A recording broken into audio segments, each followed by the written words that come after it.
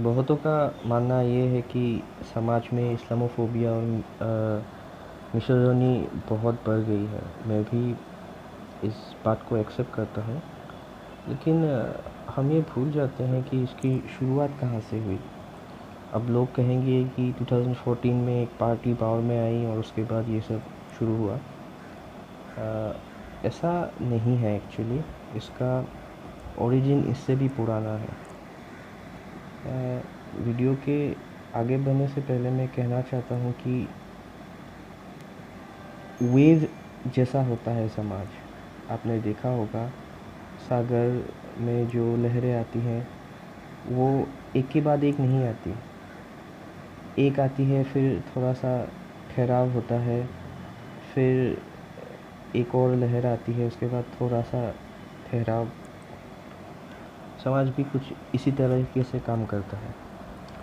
जिन चीज़ों को आप आज ज़रूरी समझ रहे हैं वो कल बेकार हो जाएंगी। जिस चीज़ों को आप सर पे चढ़ा के रखे हो वो कल पैरों से कुचली जाएंगी। एक समय था, फिल्मों में इस्लाम को ओवर ग्लोरीफाई किया गया था। जो इंसान की फितरत होती है, जो रिलीजन के भी ऊपर है, उसे नज़रअंदाज करके हमेशा रिलीजन की पॉजिटिविटी को दिखाया जाता था। फॉर एग्ज़ाम्पल, अगर कोई मुस्लिम कैरेक्टर है तो वो हमेशा पॉजिटिव व्यू में बात करेगा। उस इंसान की कोई अतीत नहीं होगी, उसको डर नहीं लगता, उसको इनसिक्योरिटी नहीं होती। उसका अच्छा इंसान होना ज़रूरी नहीं है, ज़रूरी है कि उसका मुसलमान होना। रियल लाइफ में बहुत सारे ऐसे एग्ज़ाम्पल हैं जो इस्लाम का नाम लेके ही दहशतगर्दी कर रहे हैं। ये चीज़ नारी चरित्र के व्याख्या करने वालों पे भी अप्लाई होती है। बहुत सालों से ही हमें सिखाया जा रहा है कि नारी में देवी बसती है, नारी का हृदय कोमल होता है, नारी भोली और मासूम होती है, इत्यादि बातें हमें सिखाई गई। और बहुत हद तक समाज को अब भी वो बातें सिखाई जा रही हैं। पर फ़र्क इतना है कि पहले जब समाज को आलोचना करने से रोका गया था, अब वो चीज़ आपको धीरे धीरे कम होती है दिख रही है।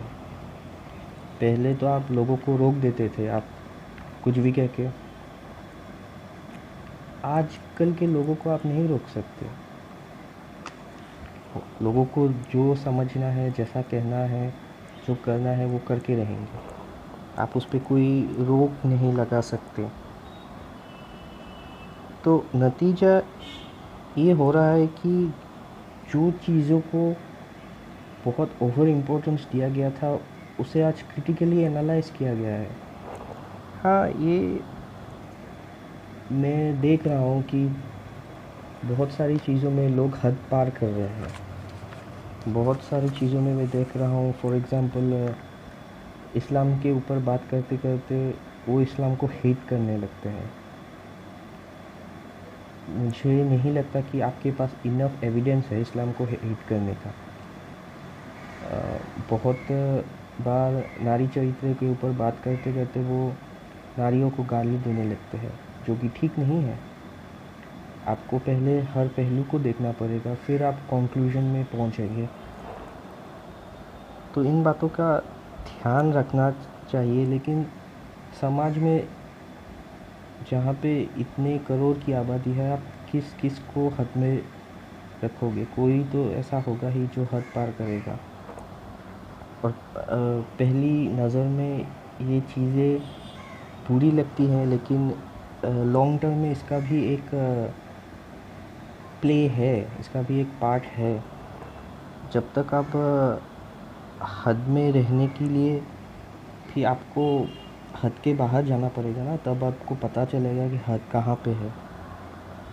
जब तक आप हद से बाहर जाने की कोशिश नहीं करोगे तब तक आपको नहीं पता चलेगा कि टिपिंग पॉइंट कहाँ है, किस चीज़ को क्रॉस नहीं करना चाहिए।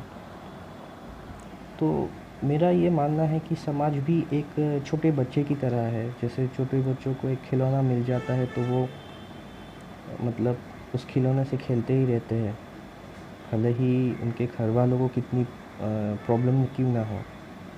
लेकिन धीरे धीरे धीरे धीरे वो उस खिलौने से उनका इंटरेस्ट हट जाता है। लेकिन जब तक उस खिलौने से उनका इंटरेस्ट नहीं हटता, वो पागलों की तरह उसके पीछे लगे रहते हैं। मेरा मानना ये है कि समाज के साथ भी अभी ये हो रहा है। लेकिन जब तक हम भविष्य में आगे बढ़ेंगे, ऐसी घटनाएं कम होती रहेंगी।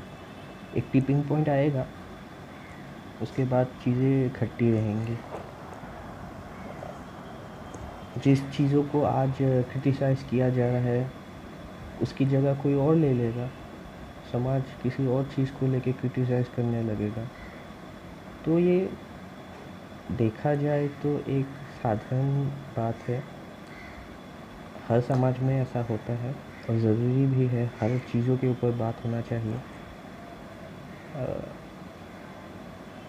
पहले से ही अगर लोगों ने चीज़ों को कंट्रोल में रखा होता, ओवर ग्लोरीफाई नहीं किया होता, तो शायद हमें आज ये देखना नहीं पड़ता, ये समय नहीं आता। लेकिन ऐसा हुआ नहीं। इवेंचुअली जाके समय सब कुछ ठीक कर देता है। ये समय की एक बहुत बड़ी खूबी है, मेरा मानना है। Thank you.